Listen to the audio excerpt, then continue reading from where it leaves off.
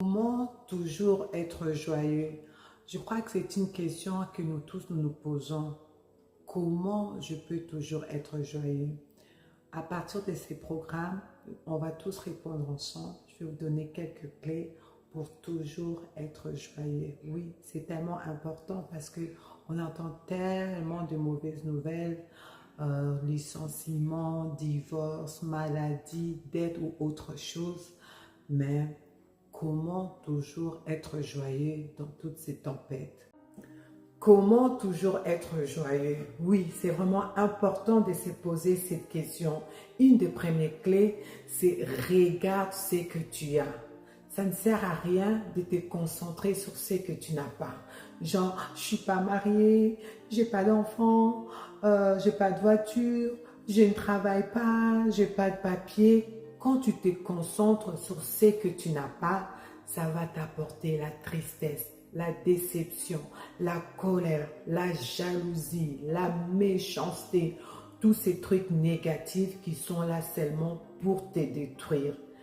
Concentre-toi sur ce que tu as. On doit vraiment se focaliser sur ce qu'on a. C'est tellement important. On vous annonce par exemple, votre enfant à l'école n'a pas de bons résultats. Et là, oh my God, c'est la panique, c'est la panique. Non, take it easy, calmons-nous. Déjà, vous devez vous dire, j'ai un enfant. Ah oui. Vous savez, il y a des femmes qui aimeraient être enceintes, avoir d'enfants. Elles n'ont pas cette grâce que vous avez. Donc, pourquoi paniquer? Deuxièmement, vous savez, votre enfant est en bonne santé. Et le fait qu'il n'a pas de bons résultats à l'école ne fait pas de lui un médiocre ou un nul. Il a d'autres qualités. Cherchez bien, vous allez trouver. Donc, ne vous focalisez pas sur ce qu'il n'a pas, mais regardez les potentiels et les qualités qu'il a. Cherchez bien, vous allez trouver. Vous savez, il y a une loi importante lors de la spécialisation. Imaginez comme dans un match de foot, comme celui-ci que nous voyons, les défenseurs décident de ne plus jouer son rôle. Il dit non, moi je ne veux plus être défenseur, je vais être attaquant. L'attaquant, il dit non, moi je suis fatigué d'être attaquant, je vais être gardien. Il y aura les désordres. C'est ce qu'on fait aussi quand au lieu de se concentrer sur ce qu'on a, nos potentiels, nos dons, nos talents, on regarde chez l'autre. Comment c'est la vie de l'autre? Il a acheté une voiture, moi je vais acheter une voiture. Il a acheté une maison, je vais acheter une maison. Vous voyez, au lieu de se concentrer sur ce qu'on a, quand on regarde chez l'autre, ça va créer les désordres. Une équipe de football, c'est un exemple par excellence. Encore un autre exemple, le corps humain. Imaginez les cœurs, il dit, moi en tout cas, je suis fatigué d'être cœur, je vais devenir poumon. Poumon, il dit, je suis fatigué d'être poumon, je vais devenir l'oreille. Ça va faire les désordres. Nous tous, nous avons des spécialisations. Donc, retenons ça, nous sommes uniques et avons nos spécialisations. Une autre clé pour être toujours joyeux, c'est ne pas s'inquiéter. C'est dans le calme et la confiance que sera votre force. Le contraire de l'inquiétude, c'est la paix. Lorsqu'on n'a pas la paix, on ne peut pas prendre de bonnes décisions. On sera dans la confusion, on va attirer à nous les malheurs. Donc c'est important de ne pas s'inquiéter. Quelqu'un va me dire, mais c'est pas évident, moi j'ai 45 ans, j'ai 35 ans, j'ai 30 ans, je ne suis pas encore mariée, toutes mes copines sont mariées, comment ne pas s'inquiéter? Ça c'est un bel exemple. Je vais donner, pourquoi j'ai pris cet exemple-là? Qu'est-ce qui va se passer? Quand tu n'as pas la paix, tu es dans la confusion, tu attires les malheurs. Qu'est-ce qui va se passer?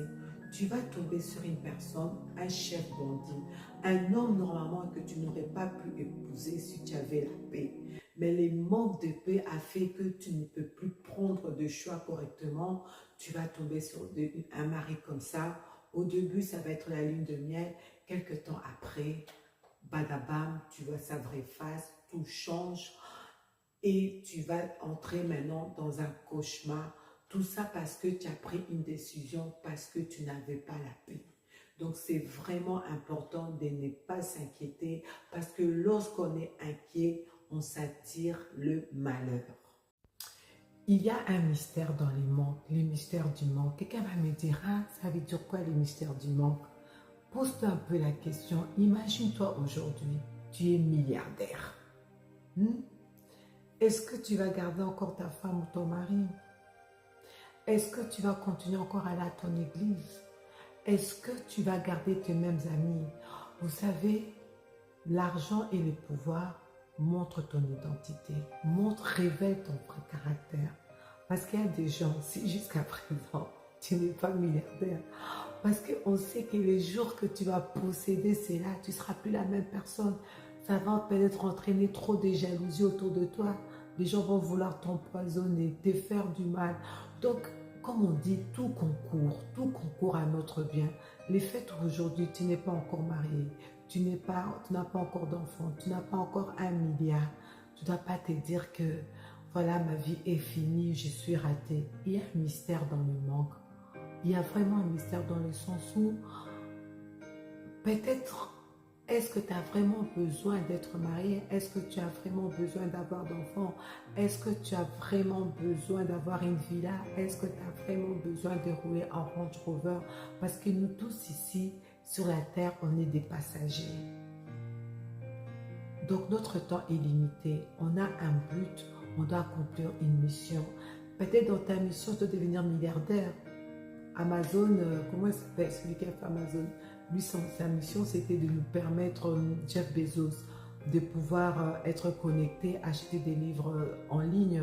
Bill Gates, il avait sa mission, comment il s'appelle? Messi, il avait sa mission de jouer au foot. Toi, quelle est ta mission? Est-ce que dans ta mission, tu as besoin de devenir milliardaire? Dans ta mission, est-ce que tu dois rouler en Range Rover? Dans ta mission, est-ce que tu dois être marié? Vous voyez, toutes ces questions, nous devons nous poser, c'est par rapport à notre mission, à notre but dans la vie. Tout le monde n'est pas appelé à être président de la République, tout le monde n'est pas appelé à être pasteur, tout le monde n'est pas appelé à être médecin ou pâtissier. Chacun de nous, on a notre couloir et notre mission. C'est pour ça, dès qu'on identifie ça, on sait savoir de quoi on a besoin. Donc, ne voyons pas les manques comme quelque chose de négatif. Retenons bien, il y a le mystère du manque qui nous permet d'être plus focalisés dans notre mission. Donc voilà comment toujours être joyeux. Donc si parmi ces points, il y a un point qui vous parle plus ou vous avez des clés que vous appliquez pour être joyeux, n'hésitez pas à les partager, notez-les et on sera ravis de les lire.